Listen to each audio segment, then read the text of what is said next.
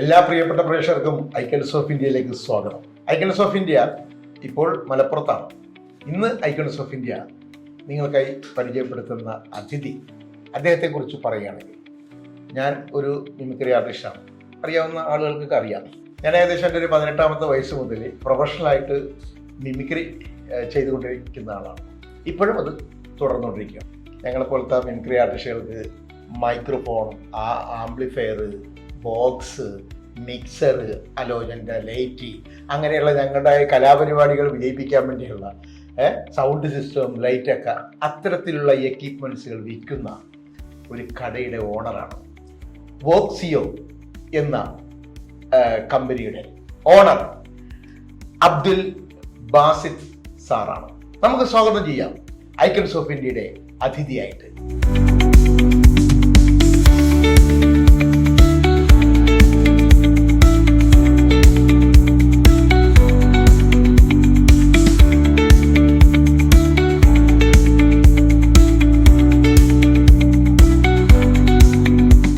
ഇന്ന് icons of ഇന്ത്യയുടെ അതിഥി താങ്കളാണ്. അപ്പോൾ മലപ്പുറത്താണ് ജനനം അല്ലെ? കൂട്ടിലങ്ങാടി എന്ന് പറഞ്ഞ സ്ഥലത്തായിരുന്നു ജനനം. വാപ്പയുടെ പേരെന്താണ്? മുഹമ്മദ് അലി. ഉമ്മയുടെ പേര്? ആസിയ. ഓക്കെ. വാപ്പക്ക് എന്തായിരുന്നു ജോലി? വാപ്പ കുവൈത്തിലെ ജോലിയായിരുന്നു. അപ്പൊ കുവൈത്തിലെ യുദ്ധത്തിന്റെ സമയത്ത് നാട്ടിലേക്ക് തിരിച്ചു വരാം. അപ്പൊ നാട്ടില് നമുക്ക് സാധാരണ ഒരു കർഷക കുടുംബത്തിലാണ് ഞാൻ വളരുന്ന കാലം. വാപ്പ ഒരു കർഷകനായിട്ടായിരുന്നു ഞാൻ ആ കാലത്താണ് ജീവിച്ചിരുന്നത്. അപ്പൊ നമ്മള് കുവൈറ്റിൽ നിന്ന് ആ യുദ്ധം കാരണം തിരിച്ചു വന്നിട്ട് വാപ്പ അവിടെ കൃഷി കാര്യങ്ങളൊക്കെ തുടങ്ങി. വാപ്പയുടെ സമ്പാദ്യം കുറെ തോട്ടങ്ങൾ, തെങ്ങ്, കവുങ്ങ്, കുരുമുളക് പോലത്തെ നമ്മുടെ സ്വന്തം തോട്ടത്തിൽ. അത് കൃഷിപ്പണി എന്നുള്ളത് നമ്മുടെ തോട്ടം പരിപാലിച്ചതിൽ കൃഷി. അത് ശരി. ഏക്കർ കണക്കിന് തെങ്ങ് വാങ്ങിയെന്ന് പറഞ്ഞാൽ ഞാൻ വിചാരിച്ചു അവിടെ പോയി കഷ്ടപ്പെട്ട് അല്ല, കൃഷിപ്പണി എന്ന് ഞാൻ ഉദ്ദേശിച്ചത് കൃഷി. നമ്മൾ തോട്ടങ്ങളുണ്ട്, അതില് കൃഷി നാണ്യവിളകൾ ഉണ്ടാക്കാം. അപ്പൊ അവിടെ നിന്ന് കിട്ടിയ, കുവൈറ്റിൽ നിന്ന് കിട്ടിയ സംഭവം കൊണ്ട് ഇവിടെ നല്ല തെങ്ങും തോപ്പും നെല്ലും വയലും ഒക്കെ വാങ്ങിച്ചിട്ട് കർഷകനായി. സഹോദരങ്ങൾ എത്ര പേരുണ്ട്? എനിക്കൊരു ജ്യേഷ്ഠനുണ്ട്, 2 പെങ്ങന്മാരാണുള്ളത്. ജ്യേഷ്ഠന്റെ പേരെന്താണ്? ജ്യേഷ്ഠൻ ഹാരിഫ്. ഇപ്പൊ സൗദിയിൽ വർക്ക് ചെയ്യണം. ഓ, പെങ്ങന്മാർ 2 പേരും കല്യാണം കഴിച്ചു, സുഖമായിട്ട് ജീവിക്കുന്നു. അപ്പൊ നമുക്കിനി നമ്മുടെ വിദ്യാഭ്യാസത്തിലേക്കൊക്കെ പോകാം. എവിടെയായിരുന്നു? ഞാൻ സ്കൂള് LP UP നമ്മുടെ സ്ഥലത്തിന്റെ കുറുവ AUP സ്കൂളിലായിരുന്നു. പാപ്പാക്ക് എന്നെ പഠിപ്പിച്ച്, എനിക്ക് പഠനത്തിലും എനിക്കും താല്പര്യമുള്ള ഒരാളായിരുന്നു.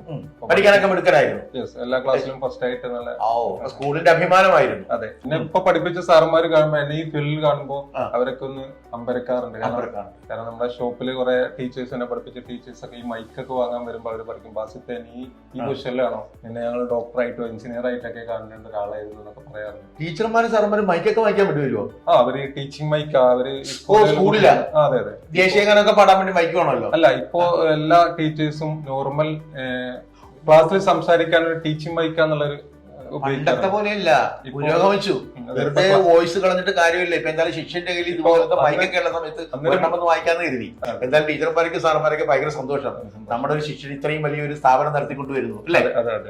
ഓക്കെ. അപ്പൊ കൂടെ പഠിച്ചോണ്ടിരുന്ന സുഹൃത്തുക്കളുടെ പേരുകളൊക്കെ അറിയാവോ? വാട്സപ്പ് ഗ്രൂപ്പുകൾ എന്നൊക്കെ അവരെ കാര്യങ്ങളൊക്കെ തിരക്കാറുണ്ട്. പിന്നെ കുറെ നാട്ടില് കുറെ സുഹൃത്തുക്കളുണ്ട്. +2 കാലഘട്ടത്തിന് ശേഷം 17 വയസ്സ് സ്വന്തമായിട്ട് സ്ഥാപനം മക്കരപ്പുറമിൽ സ്റ്റാർട്ട് ചെയ്തിരുന്നു. ലൈറ്റ് ആൻഡ് സൗണ്ട് റെന്റലിന് കൊടുക്കുന്ന ഒരു സ്ഥാപനമാണ്. ലൈറ്റ് ആൻഡ് സൗണ്ട് റെന്റലിന് കൊടുക്കുന്ന സ്ഥാപനം. അപ്പൊ അതിന്റെ ഭാഗമായിട്ട് ഇലക്ട്രോണിക്സ് സർവീസ്, ഇലക്ട്രോണിക്സിൽ പുതിയ പുതിയ കാര്യങ്ങൾ കണ്ടെത്തുമ്പോൾ അതിനെ കുറിച്ച് പഠിക്കുക, അതൊക്കെ എനിക്കൊരു അന്നൊരു ക്രൈസ് ആയിരുന്നു. ഇലക്ട്രോണിക്സ് ഡിപ്ലോമ VHSC ഇലക്ട്രോണിക്സ് ആണ് എടുത്തത്.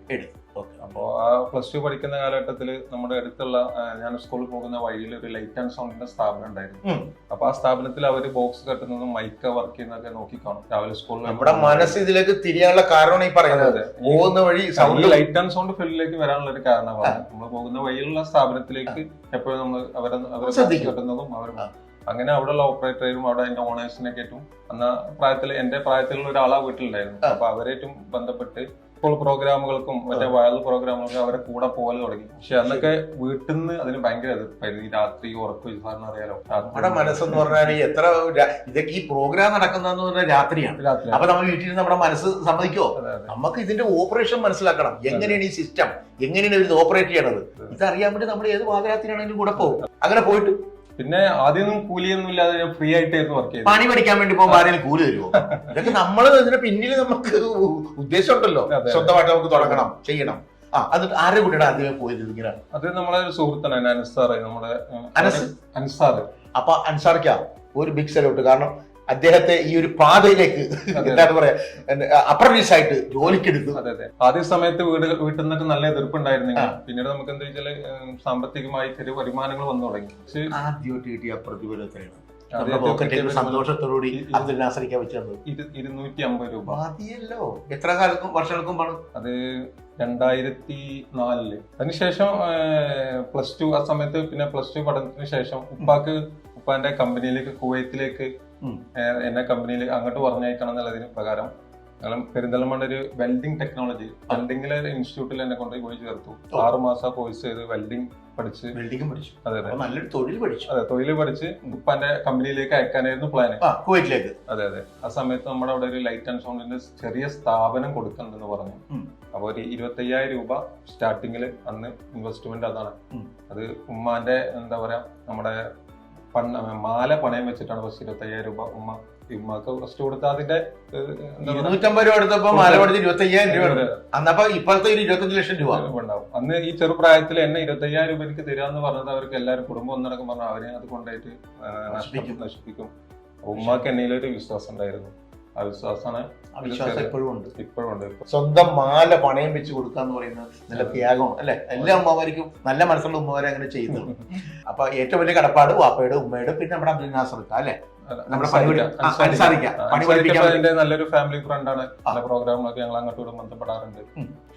എന്തൊക്കെ ഉണ്ടായിരുന്നു? 25,000 എന്തൊക്കെ കിട്ടി? ഫസ്റ്റ് ചെറിയൊരു അനൗൺസ്മെന്റ് വാഹനത്തിലേക്കുള്ള അല്ലെങ്കിൽ ചെറിയൊരു പ്രോഗ്രാം നടത്താനുള്ള ചെറിയ 2 ബോക്സും 2 മിക്സറും ഒരു മൈക്കും അന്നത്തെ കാലത്ത് അത്യാവശ്യം ഒരു 500-1000 രൂപക്ക് നമുക്ക് കിട്ടാനുള്ള ഒരു വകുപ്പായി ഒരു ദിവസം. നമ്മുടെ വോക്സിയോ എന്നുള്ള പേരൊന്നും ഇട്ടിട്ടില്ലല്ലോ? ഇല്ല, നമ്മുടെ ടെക്നോ ലൈറ്റ് ആൻഡ് സൗണ്ട് എന്ന് പറയുന്ന സ്ഥാപനത്തിന്റെ പേര്. Techno light and sound. അന്ന് എന്ത് മിക്സർ ആയിരുന്നു ഉപയോഗിച്ചോണ്ടിരുന്നത്? അന്ന് ഫസ്റ്റ് 8 ചാനലിലെ സ്ട്രെയിഞ്ചർ എന്ന കമ്പനിയുടെ ഒരു മിക്സർ ആയിരുന്നു. അത് ഓപ്പറേറ്റ് അറിയായിരുന്നു. ഒരു ഓപ്പറേറ്ററൊക്കെ വെച്ച് കഴിഞ്ഞാൽ അദ്ദേഹത്തിന് കാശ് കൊടുക്കണമല്ലോ. അപ്പൊ നമ്മൾ സ്വന്തമായിട്ട് തന്നെ ഓപ്പറേഷൻ പഠിച്ചു. ശേഷം പിന്നെ 2 വർഷത്തെ ഏകദേശം മലപ്പുറം ഭാഗത്ത് അറിയപ്പെടുന്ന ഒരു സൗണ്ടുകാരനാവാൻ എനിക്ക് സാധിച്ചിട്ടുണ്ടായിരുന്നു. 2 വർഷം കൊണ്ട്. 2 വർഷം കൊണ്ട്. ആ സമയത്ത് ഒരു 7ഓളം സ്റ്റാഫുകളായി 2 വർഷം കൊണ്ട്. കൂടി വന്നു. മിക്സർ കൂടി, സൗണ്ട് കൂടി, ബോക്സ് കൂടി. ആ ഭാഗത്ത് ആദ്യമായിട്ട് ജനറേറ്റർ, ഒരു 15 kV ജനറേറ്റർ ഈ ഭാഗത്ത് അതേമായിട്ട് സൗണ്ടുള്ള റെന്റലിൽ കൊണ്ടുവന്നതും നമ്മളെ കമ്പനിയായിരുന്നു ആ സമയത്ത്. അതിനുശേഷം 2009 ആയ സമയത്ത് ഈ മലപ്പുറം ടൗണിൽ ചെറിയ രീതിയിലൊരു മലബാർ സൗണ്ട്സ് എന്നുള്ളൊരു സ്ഥാപനം സ്റ്റാർട്ട് ചെയ്തു. ഓക്കെ. അപ്പൊ ഇതിന് കൂടുതൽ മലപ്പുറത്തെ ആളുകളൊക്കെ കൂടുതലായിട്ട് അറിയാനും കാര്യങ്ങളൊക്കെ തുടങ്ങി. വലിയ വലിയ പ്രോഗ്രാമുകളൊക്കെ കിട്ടി. ഏകദേശം 2012 കൂടി നമ്മുടെ 3ാമത്തെ സ്ഥാപനം എന്റെ ജന്മനാട്ടില് കീരങ്കുണ്ട് എന്ന് പറഞ്ഞ സ്ഥലത്ത് സ്റ്റാർട്ട് ചെയ്തത്.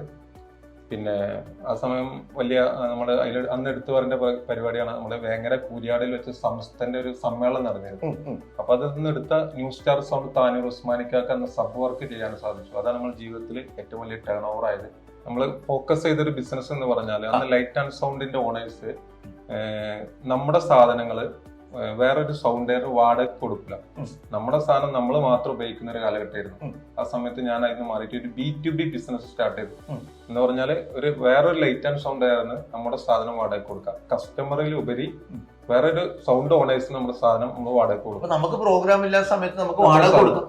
അവര് പ്രോഗ്രാം ഉണ്ടെങ്കിൽ അത് നമുക്ക് ഗുണമായി. അതെ അതെ. അപ്പൊ വേറെ നാട്ടിൽ ഏതൊരു സൗണ്ടുകാരനും പരിപാടി എടുക്കുന്ന സമയത്തും എനിക്ക് വരുമാനം. അപ്പൊ ആ ഒരു തീരുമാനം ബിസിനസ്സിൽ വലിയൊരു ഉപകാരമായിട്ട് വലിയൊരു മാറ്റം വന്നു. വോക്സിയോ എന്ന പേരിലേക്ക് എങ്ങനെയാണ് വന്നത്? അത് നമുക്ക് അന്നൊക്കെ ഈ റെന്റൽ മേഖലയിലേക്ക് സാധനങ്ങൾ വാങ്ങാൻ കോഴിക്കോട് അല്ലെങ്കിൽ ബാംഗ്ലൂര്, എറണാകുളമൊക്കെ പോകുന്ന സാഹചര്യം ഉണ്ടായിരുന്നു.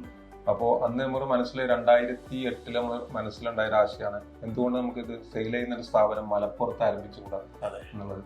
അപ്പോൾ ആദ്യം ഞങ്ങൾ നമ്മുടെ കൊറോണ വരുന്നതിന്റെ 2 മാസം മുന്നേ മലപ്പുറത്ത് ചെറിയ രീതിയിൽ നമ്മൾ വലിയൊരു ഞാൻ സൗണ്ടിന്റെ ഷോപ്പ് തുടങ്ങിയപ്പോൾ ചെറിയൊരു എമൗണ്ട് മുടക്കിയിട്ട് എത്ര രൂപയാണ് നമ്മൾ മുടക്കിയത് എന്ന് പറഞ്ഞ ഒരു സ്ഥാപനം തുടങ്ങാൻ? ബോക്സ് ഫസ്റ്റ് നമ്മൾ MS ഏജൻസി മലബാർ സൗണ്ടിന്റെ ഒരു ഏജൻസി ആയിട്ട് 25 lakh മുടക്കിയിട്ടാണ് ഫസ്റ്റ് ഒരു ചെറിയൊരു സ്ഥാപനം. 25,000 രൂപ മുടക്കി 25 ലക്ഷത്തിലേക്ക് ഫസ്റ്റ് പുതിയൊരു ഫീൽഡിലേക്ക് നമ്മളെ റെന്റൽ മേഖലയിൽ നമ്മൾ ഏകദേശം നമ്മളെല്ലാ കാര്യങ്ങളും വാങ്ങിയിട്ടുണ്ടായിരുന്നു. ബിസിനസ് സെയിൽസ് രംഗത്തേക്ക് നമ്മൾ ഫസ്റ്റ് വരുന്നത് MS ഏജൻസീസ് എന്നുള്ള ഒരു ഷോപ്പുമായിട്ടാണ്. അപ്പൊ ആ സമയത്ത് അപ്രതീക്ഷിതമായി കൊറോണ വന്നു. ഞാൻ ഷോപ്പ് തുടങ്ങിയ ഒരു 2 മാസം കഴിഞ്ഞ് കൊറോണ വന്ന് ഈ ഫീൽഡ് മൊത്തത്തില് കുഴപ്പമായി. ഞങ്ങളോടൊക്കെ സൗണ്ട് സിസ്റ്റം പറിക്കുന്ന ആൾക്കാരൊക്കെ ആകെ പെട്ടുപോയത്. കാരണം പരിപാടിയില്ല, പരിപാടി വെക്കാൻ പാടില്ല. ആള് കൂടുന്നിടത്ത് പരിപാടി, ആള് കൂടിയാലേ നമുക്ക് പരിപാടി നടത്താൻ പറ്റില്ല. അങ്ങനെ എല്ലാവരും ഈ സൗണ്ട് സിസ്റ്റമായിട്ട് ബന്ധപ്പെട്ട് നടക്കുന്ന ആൾക്കാരൊക്കെ കഷ്ടകാലമായിരുന്നു. പക്ഷെ ആ സമയത്ത് കൊറോണക്കെതിരെ ഒരു ഫോഗിങ് തരംഗം വരുന്നൊരു കാലമായിരുന്നു. അപ്പൊ ആ സമയത്ത് ഫോഗിങ് മെഷീൻ സെയിൽ ചെയ്യുന്ന ഒരു കടയിൽ നമ്മൾ ഉദ്ഘാടനത്തിന് കൊണ്ടുവന്ന് വെച്ചാൽ നമ്മൾ സ്റ്റേജിലേക്ക് സ്മോക്കർ അടിക്കുമല്ലോ, ആ ഒരു സാധനം ആണ് ഫോഗിങ് മെഷീൻ ആയിട്ട് വന്നത്. അപ്പൊ കടയിലുള്ള 10ഓളം സ്റ്റോക്കുകൾ നമ്മൾ ഫോഗിങ് മെഷീൻ ആയിട്ട് സെയിൽ ചെയ്തു. അപ്പൊ കൂടുതൽ നമുക്ക് എല്ലാ ഭാഗത്തുനിന്നും എൻക്വയറികൾ വന്നു തുടങ്ങി. അങ്ങനെ ആ കൊറോണ സമയത്ത് കേരളത്തിൽ ഏറ്റവും കൂടുതൽ ഫോഗിങ് മെഷീൻ വിൽക്കുന്ന ഒരു കമ്പനിയായി മലപ്പുറത്ത് ഒരു ചെറിയ സ്ഥാപനം മാറി എന്നുള്ളതാണ്. പിന്നെ മലപ്പുറത്ത് ആ സമയത്ത് സർക്കാരിന്റെ പ്രത്യേക ഉത്തരവ് പ്രകാരം എല്ലാ സ്ഥാപനങ്ങൾക്കും കോവിഡ് മെഷീനറികൾ വിൽക്കാനൊക്കെ ഒരു പെർമിഷൻ കൊടുത്ത പ്രകാരം കളക്ടറേറ്റിൽ നിന്ന് പ്രത്യേക പെർമിഷൻ വാങ്ങിയിട്ട് നമ്മുടെ ആ സ്ഥാപനത്തെ എല്ലാ സ്ഥാപനങ്ങളും അടഞ്ഞു കിടക്കുന്ന കാലത്ത് നമ്മുടെ സ്ഥാപനം തുറന്നു പ്രവർത്തിച്ചു. നമ്മൾ ആദ്യം ഇങ്ങനെ സംഭവങ്ങൾ തുടങ്ങാൻ നേരത്തെ നമ്മൾ 25,000 കൂടെ നമ്മൾ വായിച്ചു പറഞ്ഞില്ലേ, 2 ബോക്സ്. ഇതൊക്കെ നമ്മൾ എവിടെ പോയായിരുന്നു വാങ്ങിച്ചത്? ഇതന്ന് ഞാൻ കോഴിക്കോട് കോഴിക്കോടാണ്. കോഴിക്കോട് നിന്നായിരുന്നു വാങ്ങിച്ചത് അല്ലേ? അന്നൊന്നും പക്ഷെ നമുക്ക് ഇങ്ങനെ എല്ലാം വിൽക്കുന്ന ഒരു കട നമുക്ക് തുടങ്ങണം എന്നുള്ള ഒരു ആഗ്രഹം ഇല്ലായിരുന്നു. ആ സമയത്ത് നമ്മൾ എത്തിപ്പടിക്കാൻ പറ്റുന്നില്ല അപ്പുറത്തെ സാധനങ്ങളൊക്കെ. അതിനുശേഷം നമുക്ക് ചിന്ത തോന്നി, ഇത് നമുക്ക് എല്ലാ സംഭവങ്ങളും വാങ്ങിക്കൂടാന്നുള്ളത്. അങ്ങനെയാണ് നമ്മൾ വോക്സിയോ എന്നുള്ള കമ്പനി തുടങ്ങി. അതെ, പ്രേക്ഷകർക്ക് പെട്ടെന്നൊന്നും സൗണ്ട് അറിയില്ല. അപ്പൊ എന്തൊക്കെയാണ് നമ്മളുടെ വിൽക്കുന്നത്? ഏറ്റവും കൂടുതൽ മൈക്ക് ഉണ്ട്, അതെ, പിന്നെ ബോക്സുകൾ ഉണ്ട്, പിന്നെ സ്റ്റേജിലേക്ക് വേണ്ട പെർഫോമൻസിനുള്ള ലൈറ്റ്, എല്ലാ സംഭവങ്ങളും, ലൈറ്റുകൾ. അതെ അതെ. പിന്നെ സ്കൂളുകളിൽ ഓഡിറ്റോറിയങ്ങളിലേക്ക് ആവശ്യമായ സൗണ്ടുകൾ ഇൻസ്റ്റാളേഷൻ ചെയ്ത് കൊടുക്കുന്നുണ്ട്. എത്ര വാട്ട്സ് വരെയുള്ള സൗണ്ട് ഇപ്പൊ എന്തൊരു സ്റ്റോക്ക് ഉണ്ടാവും? നമ്മൾ ഏകദേശം ബോക്സുകൾ എല്ലാ ബ്രാൻഡ് മൾട്ടി ബ്രാൻഡുകളാണ് ഇപ്പൊ നമ്മൾ ചെയ്യുന്നത്. മെയിൻ ബ്രാൻഡുകൾ JBL, QSC, യമഹ പോലത്തെ എല്ലാ അഹുജ, സ്റ്റുഡിയോ മാസ്റ്റർ പോലത്തെ എല്ലാ കമ്പനികളും നമ്മുടെ ഷോപ്പിൽ അവൈലബിൾ ആയിട്ടുണ്ട്. മിക്സറുകൾ ഏതൊക്കെയാണ്? മിക്സർ ഡിജിറ്റൽ ഇപ്പോ അനലോഗ് മിക്സറിൽ നിന്ന് മാറിയിട്ട് ഡിജിറ്റൽ മിക്സറിലേക്ക് വരുന്ന ഒരു കാലഘട്ടമാണ്. അപ്പൊ നമ്മള് ബെറേഞ്ചർ, വിഡാസ് പോലത്തെ എല്ലാ കമ്പനികളും നമ്മള് സ്റ്റോക്ക് ചെയ്തിട്ടുണ്ട്. ഏത് കമ്പനികളും ആവശ്യാനുസരണം കസ്റ്റമേഴ്സിന് എത്തിച്ചു കൊടുക്കാനുള്ള സൗകര്യമുണ്ട്. ഇപ്പോ ഈ കാലഘട്ടത്തിൽ ഏതൊരു പുതിയൊരു വീട് വെക്കുന്ന ഒരാളുകൾക്കും അവരുടെ വീട്ടിൽ അതെ അതെ. അപ്പോ ഒരു അക്കോസ്റ്റിക് ചെയ്ത ഒരു ഹോം തിയേറ്ററുകൾ സെറ്റ് ചെയ്യുന്ന ഒരു സർവീസും കൂടെ നമ്മൾ ചെയ്യുന്നുണ്ട്. ഈ മലപ്പുറം പോലത്തെ ഒരു സ്ഥലത്ത് ഇങ്ങനെ ഒരു സ്ഥാപനം തുടങ്ങാനുള്ള കാരണം നമ്മുടെ നാട്ടില് ഒരു അറിയപ്പെടുന്ന സ്ഥാപനം എന്നുള്ള പ്ലാൻ ഉണ്ടായിരുന്നു. പിന്നെ നമ്മൾ കൊടുക്കുന്ന സർവീസ് അത് ഏത് സ്ഥലങ്ങളിലാണെങ്കിലും നമ്മൾ കൊടുക്കുന്ന എക്സ്പീരിയൻസ് കാര്യങ്ങൾ, നമ്മുടെ പ്രൊഡക്റ്റിന്റെ ക്വാളിറ്റി ഒക്കെ അത് എവിടെയാണെങ്കിലും നമ്മുടെ കസ്റ്റമർ നമ്മളെ തേടി എത്തുന്നുള്ളതാണ്. ഇപ്പൊ കേരളത്തിന്റെ വിവിധ തിരുവനന്തപുരത്ത് നിന്ന് കോട്ടയത്ത് നിന്നൊക്കെ ആളുകൾ നേരിട്ട് വന്ന് ഇവിടെ വന്ന് പർച്ചേസ് ചെയ്യാറ്. ഇനി അല്ല അത് പർച്ചേസ് ചെയ്യാൻ കഴിയാത്തവർക്ക് കേരളത്തിന്റെ എല്ലാ ഭാഗത്തേക്കും നമ്മൾ സൗജന്യമായിട്ട് ഡെലിവറി സംവിധാനം ചെയ്തു കൊടുക്കുന്നുണ്ട്. അപ്പൊ എന്തായാലും ഇതുപോലെ തന്നെ വോക്സിയോ അടിപൊളിയായിട്ട് ഇനി പോട്ടെ. ലോകം മുഴുവൻ എന്ന് പറഞ്ഞാൽ നമുക്ക് കൊടുക്കാൻ സൗണ്ട് ഇല്ല. അപ്പൊ എന്തായാലും കേരളം മൊത്തം പോട്ടെ അല്ലേ? അതെ, നമ്മള് പുതിയൊരു ഷോറൂം അടുത്ത മാസം കോഴിക്കോട് സ്റ്റാർട്ട് ചെയ്യുന്നുണ്ട്. കോഴിക്കോട് ബെസ്റ്റ് ഓഫ് ലക്ക്, അടിപൊളി. അപ്പൊ കേരളം മുഴുവനും അതേപോലെ ഇന്ത്യയിലോട്ട് നമ്മുടെ അറിയപ്പെടുന്ന ഒരു കമ്പനിയായി നമ്മുടെ വോക്സിയോ എന്നുള്ള ബ്രാൻഡ് വളർത്തണം എന്നുള്ള ആഗ്രഹമാണ് എന്റെ മനസ്സിലുള്ളത്. അതിന് എന്റെ കൂടെ ഇപ്പൊ വോക്സിയോടെ ഏതൊക്കെ ബ്രാൻഡ് എന്തൊക്കെയാണ് നമ്മളിപ്പോ മറ്റുള്ളവർക്ക് വേണ്ടി ഉണ്ടാക്കി കൊടുക്കുന്നത്? ഇപ്പൊ നമ്മൾ വോക്സിയോ എന്നുള്ള ബ്രാൻഡിൽ വരുന്നത് സൗണ്ടിന്റെ ബോക്സുകൾ വരുന്നുണ്ട്. അതേപോലെ ഫ്ലൈറ്റ് കേസുകൾ, സൗണ്ടിന്റെ സിസ്റ്റങ്ങൾ യൂസ് ചെയ്യാൻ പറ്റുന്ന കേസുകൾ, അതൊക്കെ നമ്മൾ ഓൺ ബ്രാൻഡിൽ നമ്മൾ നിർമ്മിക്കുന്നുണ്ട്. ഇനി പുതുതായിട്ട് മൈക്കുകൾ, ആംപ്ലിഫയറുകളൊക്കെ നമ്മൾ ഓൺ ബ്രാൻഡിൽ, ഇതെല്ലാം നമ്മുടെ സ്വന്തം ബ്രാൻഡിൽ ഇപ്പോൾ നിർമ്മിച്ചുകൊണ്ടിരിക്കുന്നത്. അത് മാർക്കറ്റിൽ നല്ല രീതിയിൽ സെയിൽസ് ചെയ്തുകൊണ്ടിരിക്കുന്നുണ്ട്.